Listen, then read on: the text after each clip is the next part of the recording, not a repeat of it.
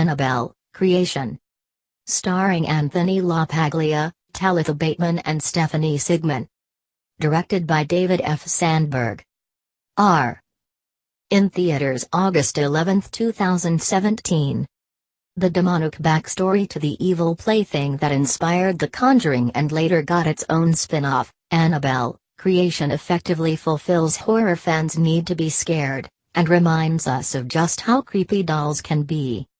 In the opening credits, we watch in the 1950s as a toymaker, Anthony LaPaglia, best known for playing Jack Malone on TV's Without a Trace, carefully puts the finishing touches on the doll that will become Annabelle, a gift for his young daughter, B.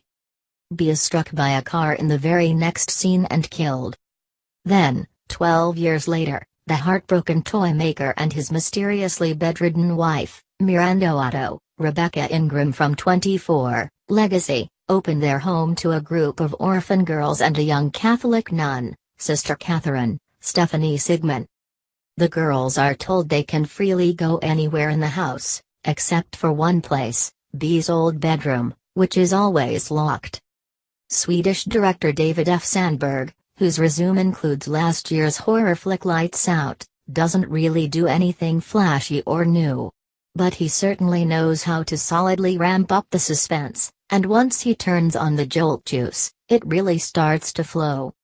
The setting of a big, rambling, Victorian-style farmhouse, on a desolate hilltop in the middle of nowhere, actually, Southern California, makes a great place for the spooky shenanigans. Sandberg keeps gore and slaughter to a minimum, especially for an R-rated flick, and gets maximum value out of things that are only glimpsed briefly, seen in the shadows or stirred in the darkness of the imagination. That's not to say you won't see some things that will make you gasp, and if you come to see bodies torn apart, walls smeared with blood and eye sockets missing eyeballs, well, you won't be disappointed. The device of a house full of young women, or girls, is a well-worn horror cliché.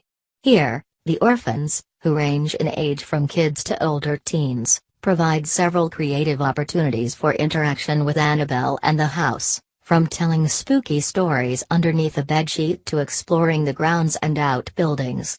A game of hide-and-seek holds quite a surprise, and that sinister-looking scarecrow in the barn, well, there's a reason he looks so sinister. This is definitely the kind of movie you need to see in a theater with other people. It certainly adds to the enjoyment to hear a whipped-up audience chiming in, shouting at the screen, offering characters advice: don't open that door. Close that door. Get away from that. Don't go in there. A woman in front of me could barely stay in her seat. Several times, she leaned forward, arms extended, as if reaching into the screen to extend a helping hand.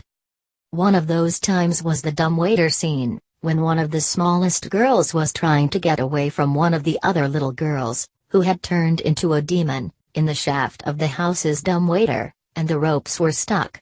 Yikes. Much of the focus is on little Janice, played by Talitha Bateman. Her brother, Gabriel, starred in Lights Out. Janice is recovering from polio, hobbling around in leg braces, and Annabelle singles her out for particular attention. The Annabelle and Conjuring movies walk a profane line between good and evil always seems to have the upper hand.